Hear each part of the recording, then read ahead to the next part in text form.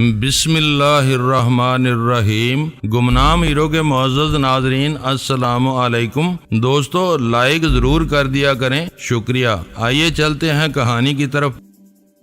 Master تم یقین کرو کہ اس فیصلے میں میرا کوئی ہاتھ نہیں ہے۔ میں تمہارا ادنا غلام ہوں۔ یہ جانتا ہوں کہ تمہاری شکایت کسی حد تک درست ہے۔ مجھ سے جو کچھ بن پڑا میں ضرور کروں گا۔ تم اپنا موڈ ٹھیک کر لو۔ میں تو آج تمہارے ساتھ موتی محل کی بربادی کا جشن منانے آیا تھا۔ تم اپنے دل کو پاسپورٹوں کا غم لگائے بیٹھے ہو۔ کیا بم زیادہ تباہ کن ثابت ہوا؟ میں نے اپنی حیرت چھپاتے ہوئے سپاٹ لہجے میں پوچھا۔ تفصیل نہیں مل سکی، ابھی صرف خبر آئی ہے۔ یہ بات تمہیں اور تمہارے دوست کو معلوم ہوگی کہ وہاں پھٹنے والا بم کتنی جانی اور مالی تباہی پھیلا سکتا تھا۔ اس نے لمحہ بھر کے لیے رک کر دوبارہ اپنی بات جاری رکھی۔ اگر آج وہاں کی ایک اینٹ بھی ٹوٹی ہے تو سمجھ لو کہ پورے موتی محل کی تباہی کی بنیاد ڈال دی گئی ہے۔ پچھلے دھماکوں کی طرح یہ بھی ایک علامتی کوشش تھی۔ اسے اندازہ ہو گیا ہوگا کہ اب وہ اپنے گھر میں بھی محفوظ نہیں ہے۔ میں نے محتاط انداز میں اس واقعے کا کریڈٹ لینے کی کوشش شروع کر دی۔ چوفان نے اس دھماکے کی ذمہ داری قبول کرنے سے انکار کیا تو میں تھوڑی دیر کے لیے سوچ میں پڑ گیا کہ وہ کس کی حرکت ہو سکتی ہے۔ ذرا سا غور کرنے کے بعد مجھے یقین ہو چلا کہ موتی محل میں ہونے والی تخریبی کارروائی امریکیوں کی سازش کا نتیجہ ہو سکتی ہے۔ وہ لوگ موتی محل میں شوبراج کی موجودگی کی اطلاع کی تصدیق کے بعد وہاں گئے تھے۔ ان کے فوجی دستے کو راجن کی رہائش گاہ میں شوبراج کا کوئی سراغ نہ ملنے پر مایوسی ہوئی ہوگی۔ دوسری طرف یہ اطلاعات بھی تھیں کہ راجن نے موتی محل میں امریکیوں کے گھس آنے پر اپنی شدید برہمی کا برملا اظہار کیا تھا، جو امریکیوں کو یقیناً ناگوار گزرا تھا۔ ان دنوں امریکیوں کے سر پر عالمی بالادستی کا گھمنڈ سوار ہونا شروع ہو گیا تھا۔ وہ دنیا کے ہر خطے میں من مانی کارروائیاں کرنا اپنا پیدائشی حق تصور کرتے تھے، اور پھر تھائی لینڈ میں ان کے دوستوں کی حکمرانی تھی۔ اپنی ضروریات کے تحت دوستوں کی درگت بنانا ہمیشہ سے ان کا محبوب مشغلہ رہا ہے۔ فوجی دستے کے کمانڈر کو وہ دونوں باتیں گراں گزری ہوں گی اور اس نے راجن کو سبق سکھانے کا فیصلہ کر لیا۔ غور کرنے سے یہ بات واضح ہو چکی تھی کہ بینکاک میں ہمارے اور امریکیوں کے سوا کوئی ایسی تیسری قوت نہیں تھی جو راجن کی طرف ٹیڑھی آنکھ سے دیکھ سکے۔ فوجی کمانڈر نے اپنے دل کی بڑاس نکالنے کے لیے موتی محل میں دھماکے کا بندوبست کرا دیا۔ پچھلے واقعات کے تسلسل میں کوئی بھول کر بھی یہ گمان نہیں کر سکتا تھا کہ تھائی حکومت کے امریکی دوستوں نے موتی محل والوں کو ہراساں کرنے کی کوشش کی ہوگی۔ پچھلے چند دنوں میں گولڈن ڈریگن میں راجن کا ایک ملازم مارا جا چکا تھا۔ اسی رات کو راجن کے 4 کاروباری ٹھکانوں میں ٹائم بم لگائے گئے، جو اگلی صبح نمودار ہونے کے بعد اپنے مقررہ وقت پر پھٹ گئے۔ موتی محل میں ہونے والے بم دھماکے کو بھی ان واقعات کی ایک کڑی قرار دے کر ساری ذمہ داری راجن کے نامعلوم دشمنوں کے سر ڈال دی جاتی۔ اس دھماکے سے امریکیوں کو دوہرا فائدہ حاصل ہونے کی امید رہی ہوگی۔ راجن کو یہ پیغام مل جاتا کہ وہ اپنے گھر میں بھی محفوظ نہیں رہا تھا۔ دوسری طرف بم پھٹنے سے موتی محل میں زبردست خوف و ہراس پھیلتا۔ وہاں کے سارے مکین دہشت زدہ ہو کر اپنے ٹھکانوں سے کھلی فضا میں نکل آتے۔ اگر شوبراج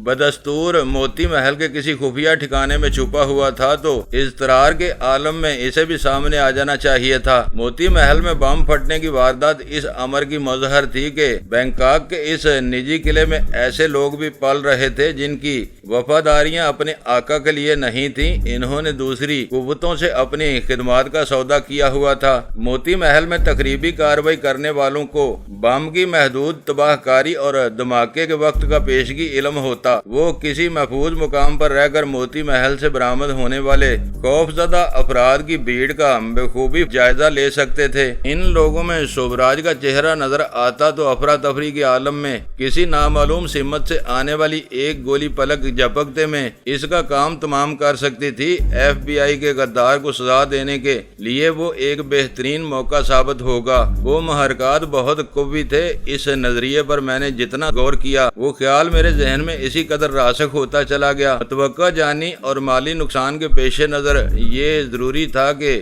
امریکی اس واقعے کی ذمہ داری کسی اور کے سر ڈالتے۔ گزشتہ واقعات نے انہیں یہ موقع فراہم کر دیا تھا۔ ویسے بھی وہ قانون کی عملداری کے لیے ایک کھلا چیلنج تھا۔ امریکی کسی صورت میں موتی محل پر نازل ہونے والی تباہی کی ذمہ داری قبول نہیں کر سکتے تھے۔ امریکیوں کی ان ناگزیر مجبوریوں کی وجہ سے تازہ ترین دہشت گردی کی کہانی میں زبردست زبردست خلا باقی رہ گیا تھا۔ چاؤفان نے اس خلا میں میرا نام ڈال کر اپنی دانست میں کہانی مکمل کر لی تھی۔ مجھے ہاتھ پیر ہلائے بغیر ایک انتہائی اہم واقعے کا کریڈٹ مل رہا تھا۔ راجن سے اپنی پرکاش کی وجہ سے ڈان کے لیے وہ واقعہ بہت زیادہ اہم ثابت ہوتا۔ اسے یہ بتایا جاتا کہ میں نے چاؤفان یا اس کے کسی آدمی کی مدد کے بغیر وہ کارنامہ سر انجام دیا تو ڈان کی نظروں میں میری قدر و منزلت میں بہت زیادہ اضافہ ہو سکتا تھا۔ ایک امکان یہ بھی نظر آ رہا تھا کہ شاید ڈان خوش ہو کر دونوں پاسپورٹ مجھے واپس لوٹانے پر آمادہ ہو جائے۔ معلوم ہوتا ہے کہ اس دھماکے کے لیے تم نے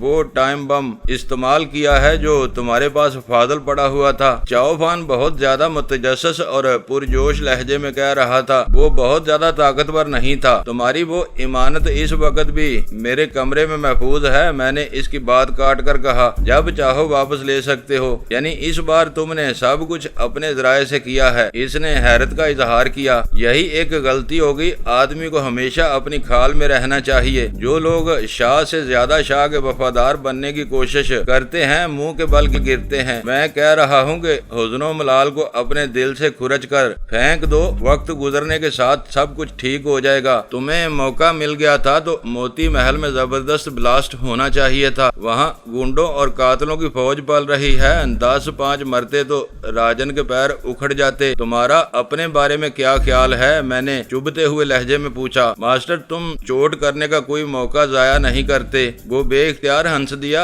اپنی اور ان کی برادری ایک ہی ہے، لیکن چور وہ ہوتا ہے جو رنگے ہاتھوں پکڑا جائے، باقی سب ساہوکار ہوتے ہیں۔ اس وقت ہم دونوں ساہوکار ہیں۔ ابھی موتی محل سے ابتدائی خبر آئی ہے، ہو سکتا ہے کہ وہاں جانی نقصان بھی ہوا ہو۔ میرا بس چلتا تو میں وہاں ایٹم بم کا بندوبست کرتا، اس نے حسرت سے کہا۔ اسی لیے تمہارا بس نہیں چلا۔ قدرت گنجے کو ناخن نہیں دیتی۔ یہ بات ڈان کے سامنے نہ کہہ دینا، اس نے بوکھلا کر کہا، پھر اپنے سر پر بایاں ہاتھ پھیرتے ہوئے بولا، میرے سر پر بہت بال ہیں، لیکن پچھلے 1.5-2 سال میں فقرات کی وجہ سے ڈان کی چندیا صاف ہو گئی ہے۔ وہ وگ استعمال کرتا ہے۔ چاؤفان، تم احمق ہو۔ میں نے یہ بات محاورے کے طور پر کہی تھی۔ وہ بے ڈنگے انداز میں ہنسا۔ ماسٹر، تم دیکھ رہے ہو کہ میں بہت اچھی انگریزی بول لیتا ہوں، لیکن میں زیادہ محاوروں سے واقف نہیں ہوں۔ ویسے بھی یہاں سمندری خوراک کے کثرت سے استعمال کی وجہ سے گنج کا مرض ناپید ہے۔ ہماری زبان میں ایسا کوئی محاورہ نہیں ہے۔ راجن کے خاتمے تک بہت سے محاوروں سے واقف ہو جاؤ گے، میں نے بے پرواہی سے کہا۔ ماسٹر، تم نے ابھی تک اپنے گینگ کے بارے میں کچھ نہیں بتایا۔ اچانک اسے اپنا ایک تشنا سوال یاد آ گیا۔ موتی محل میں تمہیں کس طرح رسائی مل گئی؟ میں نے اس کی بات کا جواب دینے کے لیے منہ کھولا ہی تھا کہ اچانک میرے موبائل فون کی گھنٹی بج اٹھی۔ فون کی گھنٹی کی آواز نے ذرا سی دیر کے لیے مجھے بوکھلا کر رکھ دیا۔ میرا کراچی کے نمبر والا موبائل فون اس وقت اوپر کمرے میں تھا۔ سوبراج اور اپنے ساتھیوں سے رابطے کے لیے میں وہی فون استعمال کرتا تھا اور اسی پر میرے اہم پیغامات آتے تھے۔ اس وقت میری جیب میں وہ مقامی موبائل فون تھا جو میں نے بینکاک میں حاصل کیا تھا۔ وہ اسد، ڈان اور چاؤفان سے رابطوں کے لیے استعمال ہوتا تھا۔ ڈان سے میں تھوڑی دیر پہلے ملاقات کر چکا تھا۔ چاؤفان میرے ساتھ تھا۔ وہ کال اسد ہی کی ہو سکتی تھی۔ اسے معلوم تھا کہ ڈان نے اچانک مجھے طلب کیا تھا۔ اس نے وقت کا حساب کر کے مجھ سے رابطہ کرنے کی کوشش کی تھی۔ میں نے کال وصول کی تو دوسری طرف سے غزالہ کی آواز سنائی دی۔ ابھی آپ کے موبائل پر جلال کا فون آیا تھا، وہ آپ سے بات کرنے کے لیے بے چین ہے۔ میں نے کن اکھیوں سے چاؤفان کی طرف دیکھا۔ اس کی پوری توجہ سڑک پر مرکوز تھی۔ ویسے بھی اس کے لیے اردو میں کہی ہوئی بات کو سمجھنا ناممکن تھا۔ میں اس وقت بہت مصروف ہوں، آ کر دیکھوں گا، میں نے خشک لہجے میں جواب دے کر فون بند کر دیا۔ ہاں ہاں، چاؤفان نے اپنے حلق کی گہرائی سے سانس خارج کیا، پھر بولا، ماسٹر یہ پٹاخہ کون تھی؟ اس کی آواز بہت جاندار ہے۔ میں نے اسے قہر بار نظروں سے گورا اور پھر پھاڑ کھانے والے انداز میں کہا، چاؤفان، میں تمہارا سر توڑ دوں گا۔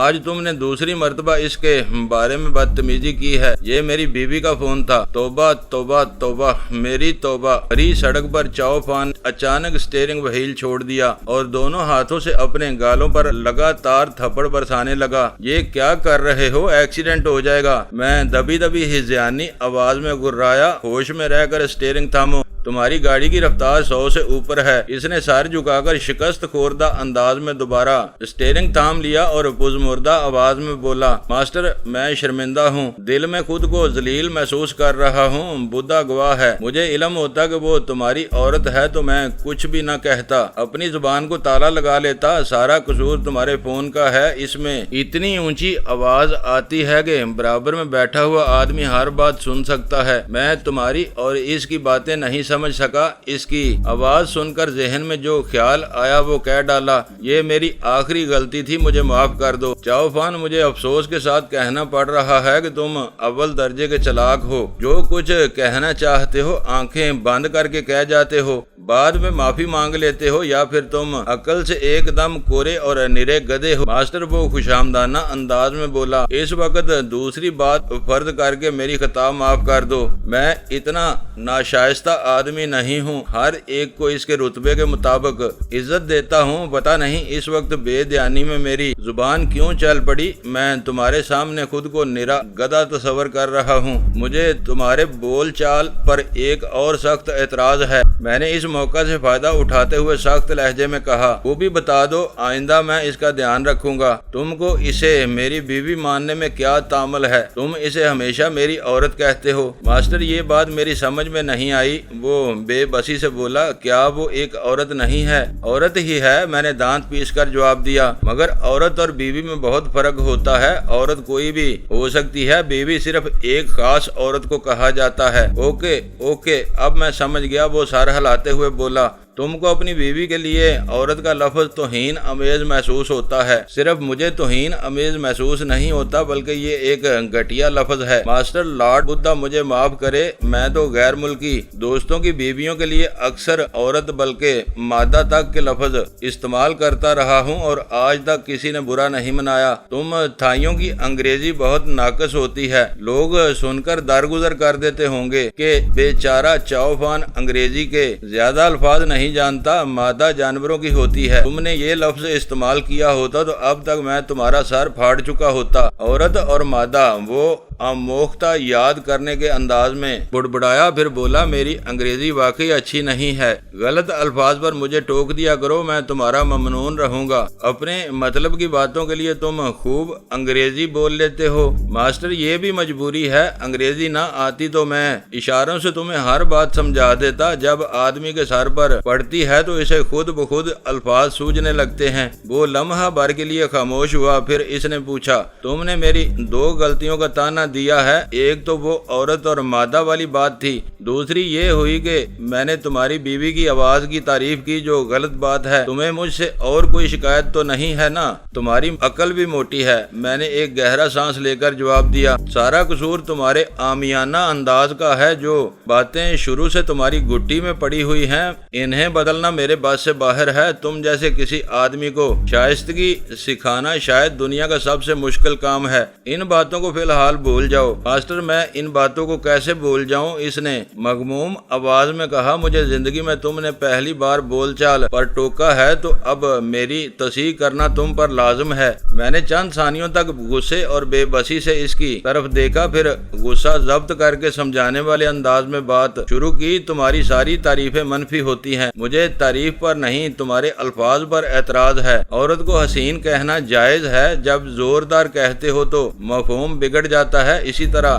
آواز کو اچھا کہنے کے بجائے تم نے بے ساختہ پٹاخہ قرار دے دیا، یہ بھی بےہودگی ہے، یہ سب باتیں اچھی نہیں ہیں۔ میں سمجھ گیا، وہ سنجیدگی سے بولا، اب تم کو کوئی شکایت نہیں ہوگی، میں کوشش کروں گا کہ تمہاری بیوی کے بارے میں اپنی کوئی رائے نہ دوں، زبان بند رکھوں، بس مجھے ایک بات بتا دو کہ مجبوری کی حالت میں اس کا ذکر کرنا ہی پڑ جائے تو میں اسے کیا کہوں؟ لمحے بھر کے لیے مجھے شبہ ہوا کہ وہ مردود مجھے گھسنے کی کوشش کر رہا ہے۔ میں نے تیز نظروں سے اس کی طرف دیکھا، اس کے چہرے پر گہری سنجیدگی کا راج تھا۔ میرا غصہ فرو ہو گیا، میں نے کہا، یہ بات ذہن میں نقش کر لو کہ جس طرح میں تمہارا ماسٹر ہوں اسی طرح وہ میری بیوی ہے اور تم اسے یہی کہو گے۔ اب تم فکر نہ کرو، آئندہ تمہیں اس معاملے میں مجھ سے کوئی شکایت نہیں ہوگی۔ اس نے نہایت وثوق سے مجھے یقین دہانی کرائی۔ اس معاملے سے تمہاری کیا مراد ہے؟ کیا دوسرے معاملات میں تم خود کو آزاد رکھنا چاہ رہے ہو؟ میں نے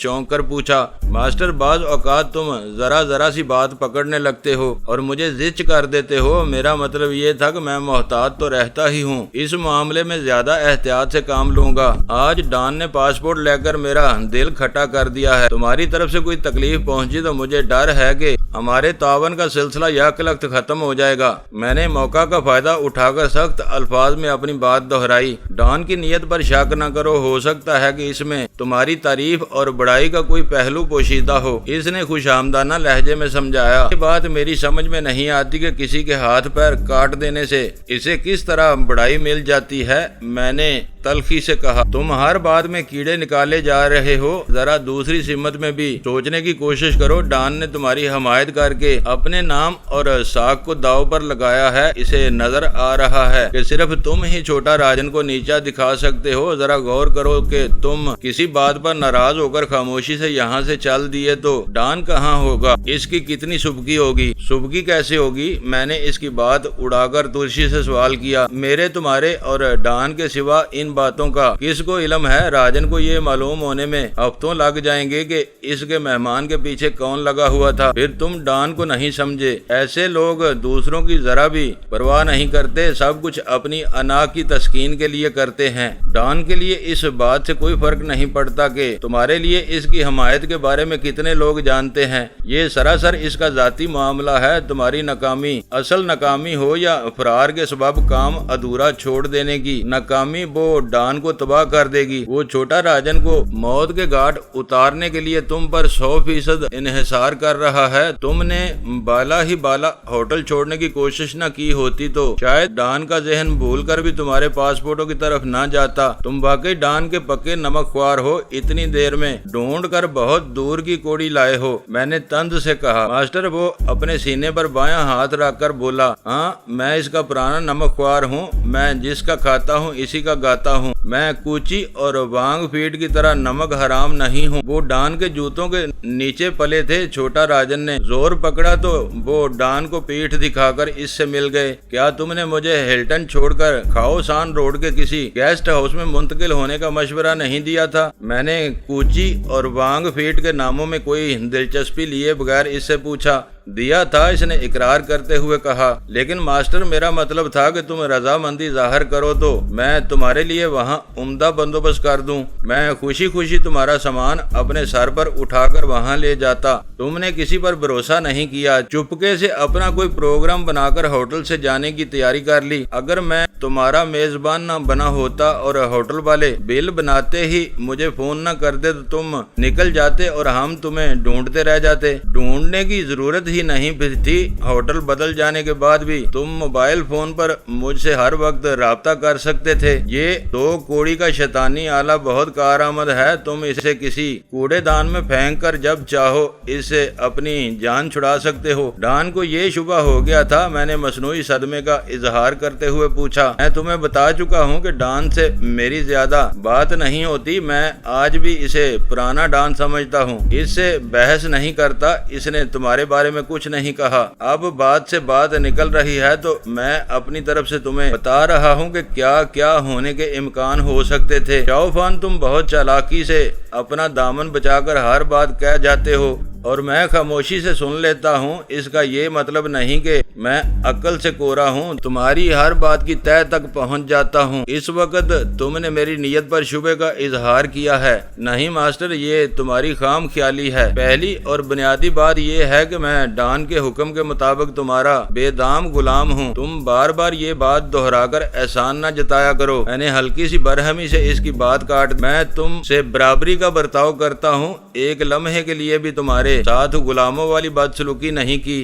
वो हौले से हंस पड़ा। अभी मैं सच बात कह दूंगा तो तुम्हारा पारा चढ़ जाएगा। तुम मुसलसल ख्याली बातें कर रहे हो। तुम्हारी जुबान से थोड़ा सा सच सुनकर मुझे खुशी होगी। मास्टर, कल मैं पेट पोंग में ऐश कर रहा था। वो मेरा अपना वक्त था। रात को तनख्वाहदार मुलाजम को भी छुट्टी होती है। तुमने हुक्म दिया और मैं सारे ऐशो इशरत को लात मार कर आ गया। लात मारने की आवाज मैंने भी सुनी थी। वो तज़किरा आते ही मेरा गुस्सा काफूर हो गया। चाओफान की اسی بے مثال سعادت مندی نے مجھے اپنے مشن کی کامیابی سے ہمکنار کیا تھا۔ وہ میری بات ٹال دیتا تو شاید سوبراج کو اس کے کیفر کردار تک پہنچانا اتنا آسان نہ رہتا۔ میں نے اپنے لہجے میں کوئی نرمی پیدا کیے بغیر سپاٹ آواز میں کہا، میں نے تمہیں اپنے سر کی مالش کروانے کے لیے نہیں بلایا تھا۔ راجن کے مہمان کو گھیرنے کا نظریہ تم نے پیش کیا تھا، میں اس کو آگے بڑھانے کی کوشش کر رہا تھا۔ دیکھو ماسٹر، میں کسی کی برائی بلائی نہیں کر رہا۔ یہ حقیقت ہے کہ چھوٹا راجن سے میرا کوئی جھگڑا نہیں ہے۔ ڈان سے اس کی پرانی دشمنی چل رہی ہے۔ پتہ نہیں اس نے تمہارا کیا بگاڑا ہے کہ تم ہزاروں میل دور سے اسے مارنے کے لیے آئے ہو۔ یہ تم تینوں کا آپس کا معاملہ ہے۔ مہمان کو پکڑنے کا نظریہ میں نے مشورے کے طور پر پیش کیا تھا، تمہیں اس میں جان نظر آئی اور تم چل پڑے۔ یہ فیصلہ تمہارا اپنا تھا، چلو مان لیا، میں نے ہلکی سی ناگواری سے کہا۔ سب کیا درا میرا تھا، یہ کہہ کر تم یہ کیا ثابت کرنا چاہ رہے ہو؟ تمہیں آ گیا غصہ؟ اس کی آواز میں شوخی اتر آئی۔ میں بیچارہ کچھ بھی ثابت نہیں کرنا چاہ رہا، تمہاری باتوں کا جواب دے رہا ہوں۔ چھوڑ دو ماسٹر ان باتوں کو، ان سے کچھ فائدہ نہیں ہوگا، بلا وجہ تلخیاں پیدا ہوں گی۔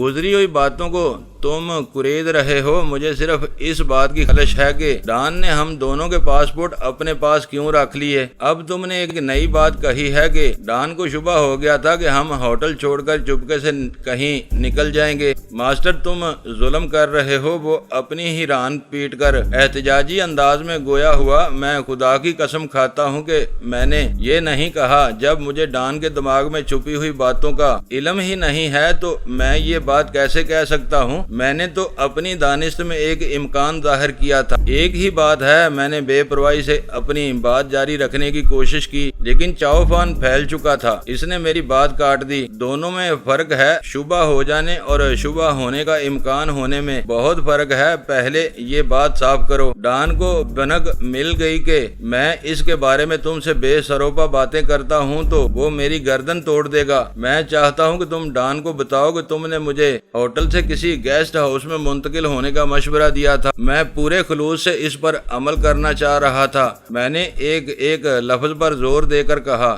اگر ڈان کے ذہن میں میری طرف سے کوئی شک پیدا ہو چکا ہے تو اسے دور ہونا چاہیے۔ اس کا ذہن صاف ہوگا تو مجھے پاسپورٹ واپس مل جائیں گے۔ پاسپورٹوں کے بغیر میں تمہیں شہر کے کسی بھی اچھے گیسٹ ہاؤس میں جگہ دلا دوں گا۔ ان کے لیے تم اتنا فکر مند کیوں ہو رہے ہو؟ تم چھوٹا راجن کو مارنے تک یہاں رکنا چاہتے ہو۔ ڈان نے بھی تم سے یہی وعدہ کیا ہے کہ اس کا قصہ تمام ہوتے ہی وہ پاسپورٹ تمہیں لوٹا دے گا۔ اطمینان سے اپنے کام میں لگے رہو۔ یہ میری انا کا مسئلہ بن گیا ہے۔ میں نے دل ہی دل میں چاؤفان کے مفروضوں پر لعنت بھیجتے ہوئے کہا، جب تک یہ حل نہیں ہوگا میں ذہنی یکسوئی کے ساتھ راجن کے خلاف کوئی منصوبہ بندی نہیں کر سکوں گا۔ ماسٹر اپنی اور ڈان کی انا کو لڑانے کی کوشش نہ کرو۔ وہ ہر اعتبار سے تم سے بڑا ہے۔ بڑے آدمیوں کے دل بھی بڑے ہوتے ہیں۔ ہو سکتا ہے کہ موتی محل میں دھماکے پر خوش ہو کر تمہارے پاسپورٹ تمہیں لوٹا دے۔ میں تم سے کوئی پکا وعدہ نہیں کرتا، یہ کہہ سکتا ہوں کہ کوئی موقع مل گیا تو تمہاری طرف سے اس کا ذہن صاف کرنے کی کوشش ضرور کروں گا۔ میرے اور اس کے رتبے میں زمین اور آسمان کا فرق ہے۔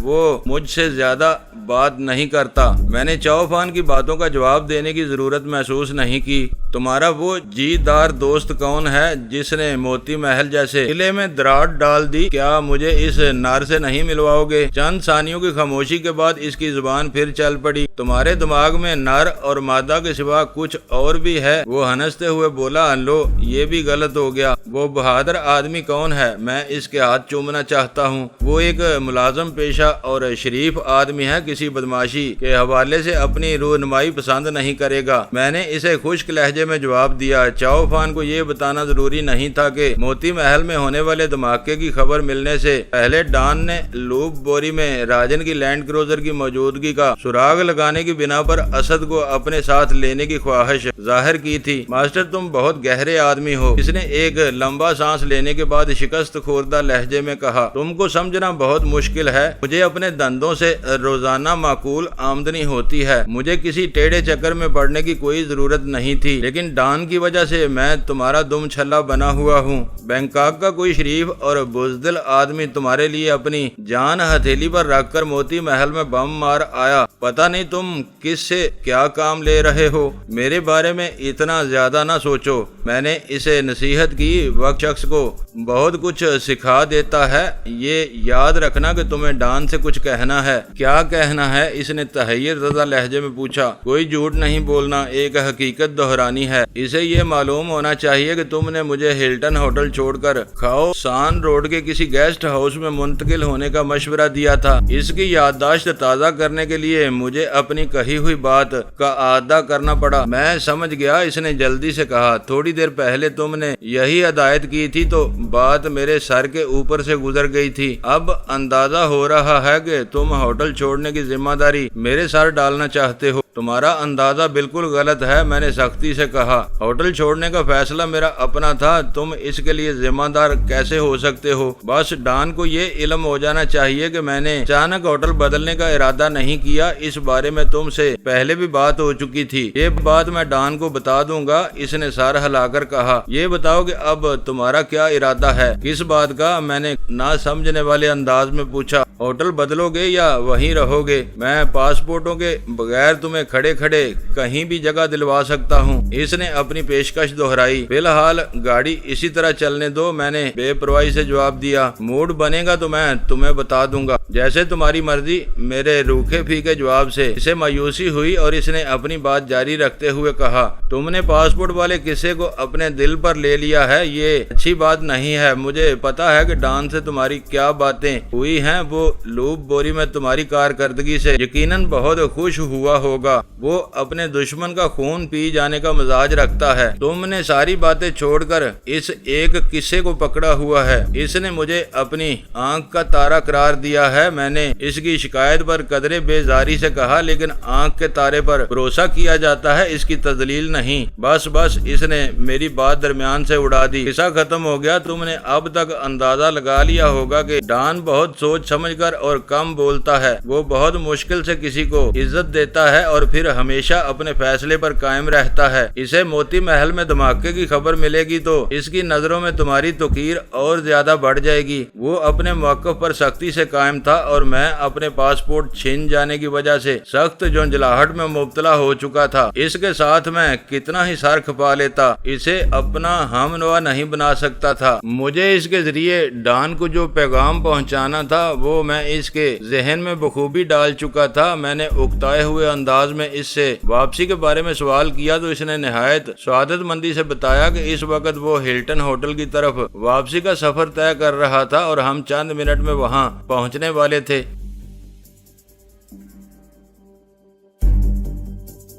دوستو ویڈیو کو لائک ضرور کر دیا کریں۔ ISI پاک آرمی زندہ باد، پاکستان پائندہ آباد۔ معزز ناظرین، اپنا خیال رکھیے گا اور اپنے اس چینل کا بھی شکریہ۔